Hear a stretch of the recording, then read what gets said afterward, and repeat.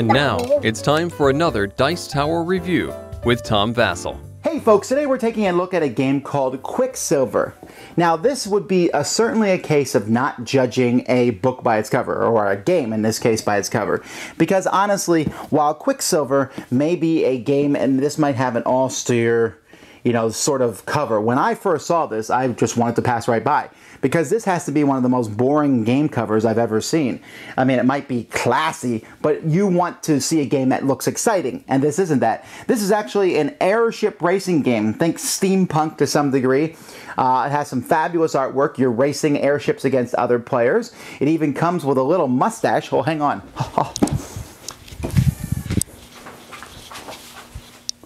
Aha! Anyway, let's take a look at the game, though, to see if the game is fun.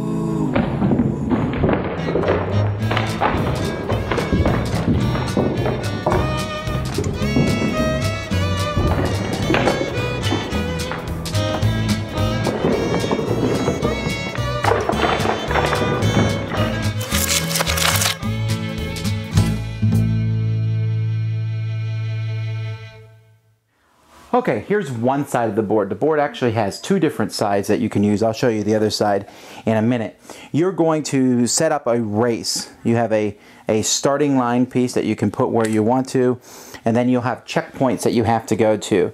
Each checkpoint shows you a direction, clockwise or counterclockwise. It doesn't really matter for when you set it up. But what this means is, see this line here at the checkpoint? This line goes imaginarily in as far as you can see on the board, and I have to go around the checkpoint in the direction shown. So that means I have to cross the line this way and then cross it that way. So I can go around this one. That would be the shortest path to go around that way, but I can also go around the checkpoint in a long way. The checkpoint itself is an actual object that you don't want to hit, as are these mountains, as are the walls, kind of, sort of, and you see I put another checkpoint there. You can put as many checkpoints on the map as you want. After you go through the last checkpoint, you will come back to the finish line. So you can make the race as short or as long as you want. Each player is going to get a board like this to show your velocity and your armor. You'll start with a slow velocity, which means you roll one die, and you'll always go at least one space, no matter what you roll. A fast, you'll roll 2 dice, minimum of 3 spaces move, and a danger, where you will go 6 spaces, although you can, of course it's a danger one, you'll roll 3 dice and you go a minimum of 6. You also have armor, which as you take damage as the game progresses, if you ever hit 0, you immediately come to full stop. You'll get 1 armor back, and then you can start up again and while your repair crews fix it. Unless you're crazy enough to play the elimination variant, in which case if you lose all your armor, you're out of the game. Now on a player's turn, they can increase or decrease their velocity by up 1 or not. They will then roll dice to see how far they move. When they move, they are allowed to rotate 60 degrees or even 120 degrees, although you can take damage if you do that. And then you will move in a straight line after you do that. If you run into another airship, you can hit that airship, basically making a ramming attack on them. If you run into mountains, you will take damage. There are also clouds on the board. Clouds, you can go through them, no problem. If you start your turn in them, your movement is cut in half. You don't want to run into checkpoints either. There also can be turrets that are set up on mountains, which have a range, and if you go by them, they will automatically attack you. You can attack other players by ramming them or by playing cards. You'll roll dice and add attack values. Now, what are these attack values I'm talking about? Well, everyone's going to have a handful of cards. These cards are special cards you can play on your turn. For example, this one here, cancel any roll immediately, re-roll any number of dice. You can even cancel your opponent's roll. Place in front of you at the beginning of your turn, you cannot be targeted with attacks this round. Instead of rolling the dice, you can move how many points you want. Here you can gain an armor. Target player loses 2 cards from their hand at random, and so on and so forth. Some of them, though, let you make a ranged attack on a pilot within 6 spaces, so you can shoot someone else. When you make a range attack, you can play cards from your hand for these number values instead, and add them to your attack values. So you don't get to do the special ability, but you will be able to add those numbers to your attack. You can also play these cards when moving for the number effect, and you will be able to add or subtract these numbers from your movement roll. That is up to you. And so that is essentially the game. You're going to be using these cards, as you get to draw one each turn, to best manipulate yourself. You can set up any sort of track you want. As I said, there's two sides of the board. The other side has a lot more obstacles, I suppose. It's buildings instead of mountains.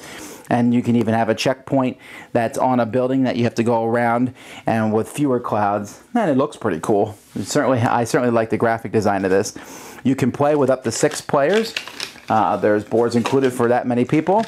And also at the beginning of each round, players will have the option, each race, to put on clouds or a minefield obstacle or a turret. Each player can put one of those out on the board on the race spot any place they want to.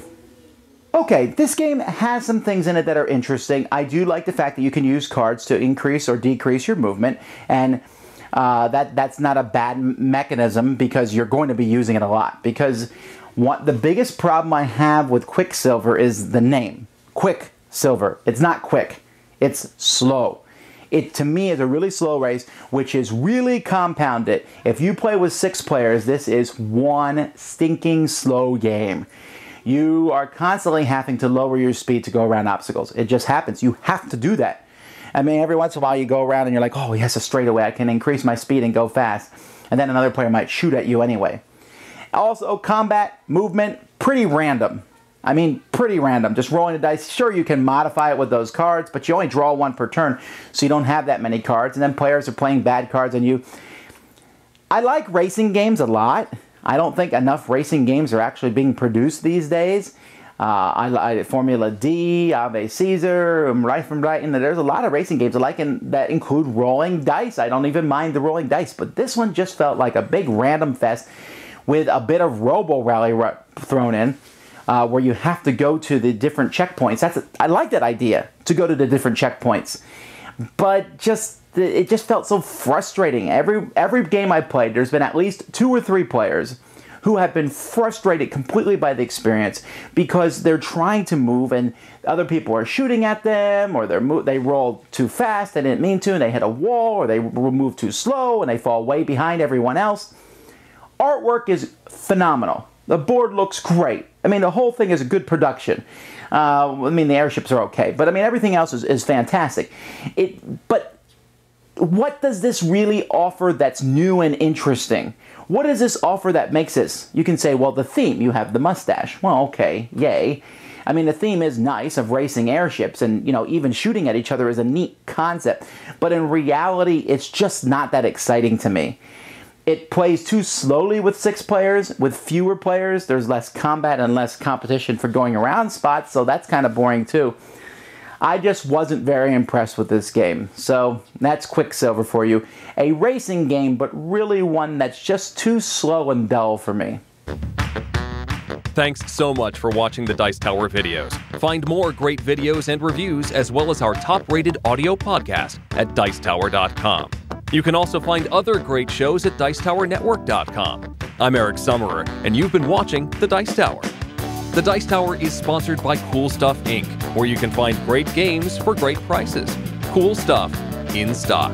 Check them out at CoolStuffInc.com. Shut the door!